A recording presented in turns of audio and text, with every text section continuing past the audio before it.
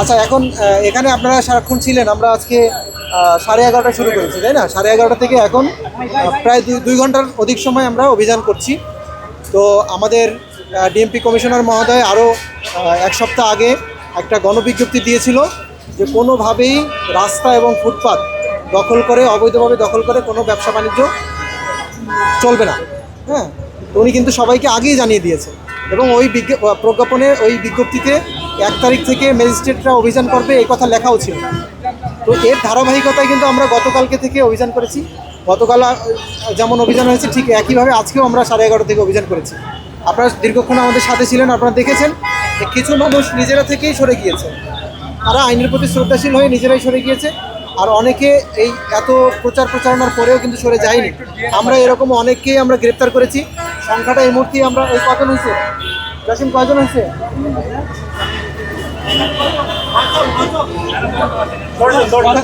আর আগে আগে কয়েকজন দিয়েছিলাম?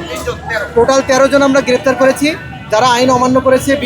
মানে বিভিন্ন রকম প্রচার চালানোর পরেও তারা রাস্তা দখল করে বিভিন্ন রকমের অবৈধভাবে হোটেল, তারপরে অবৈধভাবে তারা দোকান দিয়ে বসেছিল এরকমের। এদের অধিকাংশই হচ্ছে এরা কেন ব্যবসায়ী, তার দোকান আছে, তারপরেও সে দোকানের বাইরে এক্সট্রা জায়গা দখল করে, সরকারের রাস্তার জায়গা দখল করে মানুষের ভোগান্তি সৃষ্টি করছিল।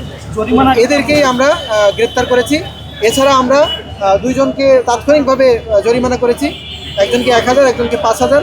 এদের অপরাধ তুলনামূলক ছোট ছিল, এই জন্য আমরা আপাতত এখানে জরিমানা করে দিয়েছি।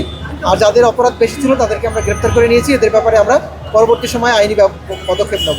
এর বাইরে আমরা 1 ট্রাকের মতো মালামাল জব্দ করেছি, অবৈধ মালামাল।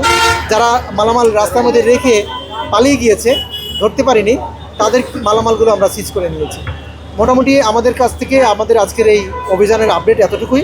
এরপরে আমরা নিয়মিতই আগামী আরও 2 দিন আমাদের এই অভিযান চলবে। তারপরে যদি আমরা পরিস্থিতি দেখি যে আরও প্রয়োজন আছে পরিস্থিতির তাগিদে, তাহলে এটা হয়তো আমরা আবার এক্সটেন্ড করতে পারি। ঠিক আছে, থ্যাংক ইউ সবাইকে।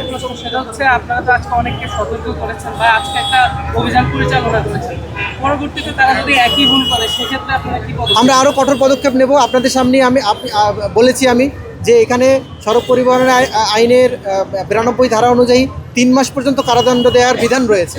তো আমরা মানুষকে সর্বোচ্চ চেষ্টা করছি প্রাথমিকভাবে সচেতন করার। যদি এরপরেও কেউ সচেতন না হয় তাহলে আমরা কঠোর পদক্ষেপ নিতে বাধ্য হব, জেল দিতে আমরা কিন্তু তখন বাধ্য হব। কারাদণ্ড দেওয়ার মতো কিন্তু সিচুয়েশন এখনও আমাদের কাছে মনে হয়েছে মানুষকে আরেকটু সচেতন করা প্রয়োজন। যাদেরকে একেবারেই পারছি না তাদেরকে আমরা অ্যারেস্ট করে নিয়ে গেছি।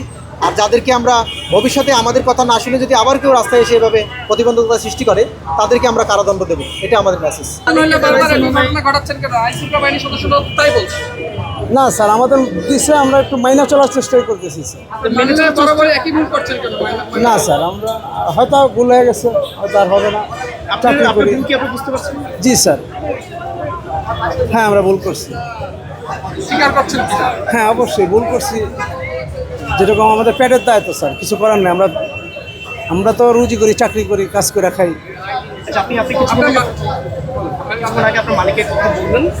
তিনি আপনি নির্দেশনা দেওয়ার পর এই কাজ না ওরকম না। আমরা তো না, আমি বলছি যে আমরা তো চাকরি করি, আমাদের মালিকের যতটুকু আছে ততটুকুর ভিতরে করি। আমাদের